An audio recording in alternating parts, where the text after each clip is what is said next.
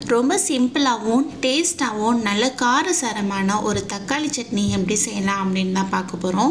ரொம்ப சூப்பரான டேஸ்ட்டில் இருக்கும் இந்த தக்காளி சட்னி சாப்பிடும்போது. இப்போ வாங்க அது எப்படி செய்யலாம் அப்படிங்கிறத பார்க்கலாம். ஃபர்ஸ்ட் நல்ல ஒரு அகலமான கடாயாக பார்த்து எடுத்து வச்சுக்கலாம். அதில் ஒரு 2 ஸ்பூன் அளவுக்கு எண்ணெய் சேர்த்துக்கோங்க.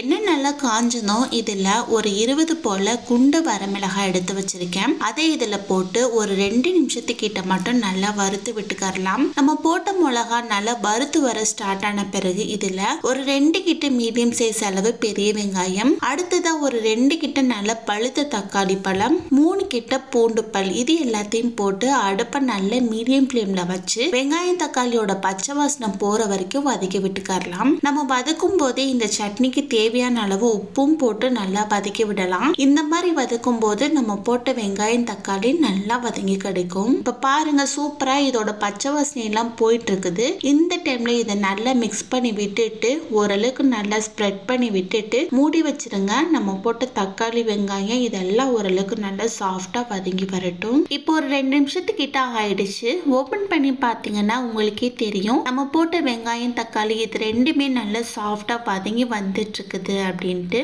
இந்த டைம்ல கேஸ் ஆஃப் பண்ணிட்டு நம்ம வதக்கி வச்சிருக்கிற இந்த பொருள் எல்லாத்தையுமே ஒரு மிக்ஸி ஜார்ல போட்டு நல்ல ஒரு சட்னி பதத்துக்கு அரைச்சி எடுத்துட்டு வந்துடலாம். அடுத்ததா இந்த சட்னிக்கு ஒரு தாளிப்பு ரெடி பண்ணிடலாம். அதுக்கு ஒரு கடாயில எண்ணெய், கடுகு, உளுந்து, சீரகம் இது எல்லாத்தையும் போட்டு நல்லா பொரிச்சு விட்டுக்கரலாம். நம்ம போட்ட கடுகு, உளுந்து இதெல்லாம் நல்லா பொரிஞ்சு வந்த பிறகு இதுல ஒரு கொத்தளவு கிட்ட கருவேப்பிலை எடுத்து வச்சிருக்கேன். அதையும் இதுல போட்டு அது கூட சேர்த்து நல்லா பொரிச்சு விட்டுக்கரலாம். இந்த டைம்ல நம்ம அரைச்சு வச்சிருக்கிற சட்னி எடுத்து இதுல ஊத்திடலாம். அது கூடவே மிக்ஸி ஜார்ல கொஞ்சமா தண்ணி ஊத்தி அதையும் அலசி இதுல ஊத்தி நல்லா மிக்ஸ் பண்ணி விட்டுக்கரலாம். உங்களுக்கு எந்த அளவுக்கு சட்னி தேவையோ அந்த அளவுக்கு தேவையான அளவு தண்ணி சேர்த்துக்கோங்க. சூப்பரான டேஸ்ட்ல இருக்கும். ரொம்ப சிம்பிளாவும் செஞ்சிடலாம். அதே நேரத்துல டேஸ்ட்டுமே ரொம்ப பக்காவா இருக்கும். 2 இட்லி சாப்பிட்ற இடத்துல 5-6 இட்லி கூட சாப்பிடுவாங்க. கண்டிப்பா இந்த மாதிரி ஒரு தடவை சட்னி செஞ்சு ட்ரை பண்ணி பாருங்க. ட்ரை பண்ணி பார்த்துட்டு எப்படி இருந்தது அப்படிங்கறது கமெண்ட் பாக்ஸ்ல கமெண்ட் பண்ணுங்க.